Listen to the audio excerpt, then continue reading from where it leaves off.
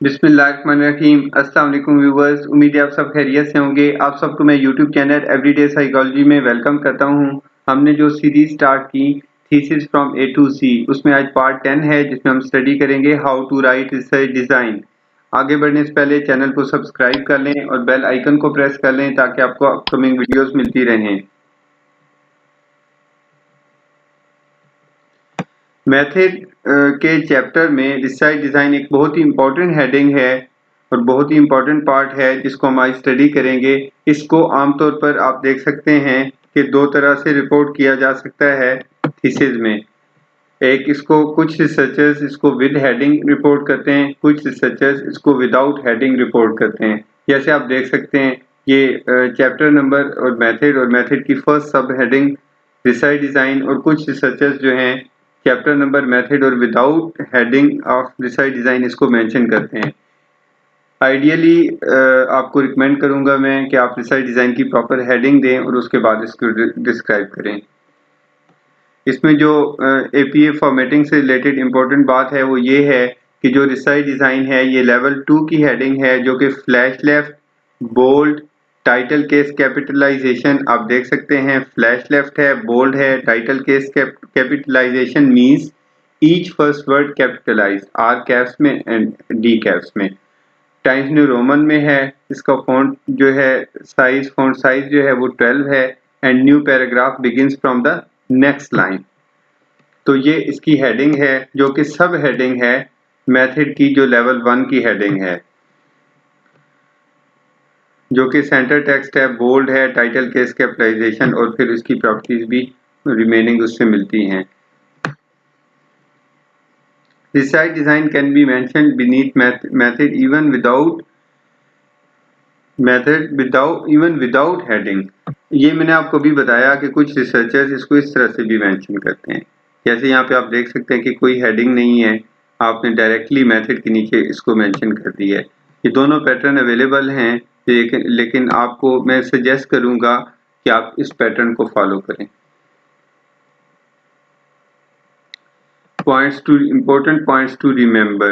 Mention a broader and a specific research design. Don't rely upon umbrella terms like experimental design. Make it more specific, like cross-sectional design of survey research or cross-sectional survey research design. ये बहुत important है कि आप just survey research design भी ना लिखें, बल्कि research design जो है उसको क्या करें, उसको स्पेसिफिक करें। जैसे आप जस्ट ये ना लिखें the study was based on survey research design, बल्कि आप लिखें the study was based on cross sectional survey research design. या आप ऐसे ना लिखें कि एक्सपेरिमेंटल डिज़ाइन, एक्सपेरिमेंटल रिसर्च में तो बहुत सारे डिज़ाइन हैं। स्मॉल एंड रिसर्च है, जो है अपना, आपने उसमें से कौन सी रिसर्च की, आपने कुजाई एक्सपेरिमेंट किया, कुजाई एक्सपेरिमेंट्स में कौन सा एक्सपेरिमेंट किया, one group pre test post test design किया। तो उसको जनरल से स्पेसिफिक की तरह लेके जाएं, जैसे सर्वे की बजाय क्रॉस सेक्शनल सर्वे, क्योंकि सर्वे में फर्दर रिसर्च डिजाइन हैं, तो आपने कौन सा सर्वे में रिसर्च डिजाइन यूज किया। Elaborate your research design like how it is cross sectional.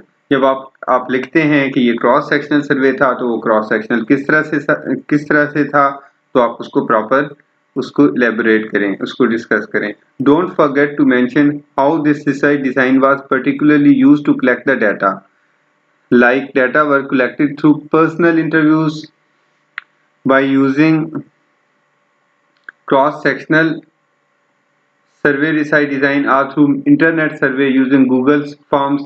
ये बड़ा ज़रूरी है कि आपने वो रिसर्च डिज़ाइन तो यूज़ किया, लेकिन डाटा कलेक्शन करने का मेथड क्या था।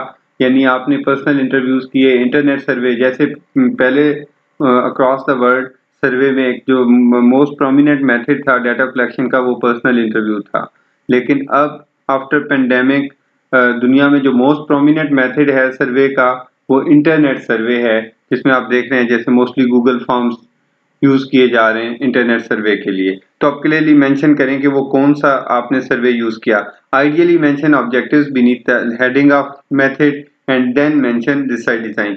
यानी आपकी जो ये हेडिंग है मेथड, इसके नीचे आप यहाँ पे ऑब्जेक्टिव्स लिखें और उसके बाद रिसर्च डिज़ाइन लिखें।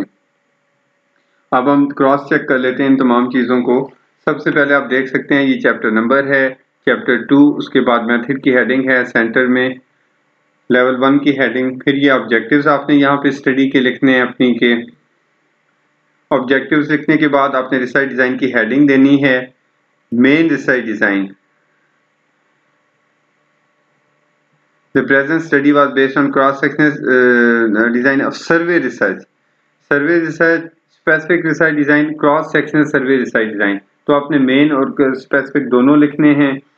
Description of research design, data were collected from 2 sections of students including boys and girls, or data were collected from different subgroups of students divided across gender, age, residential origin, family system and birth order।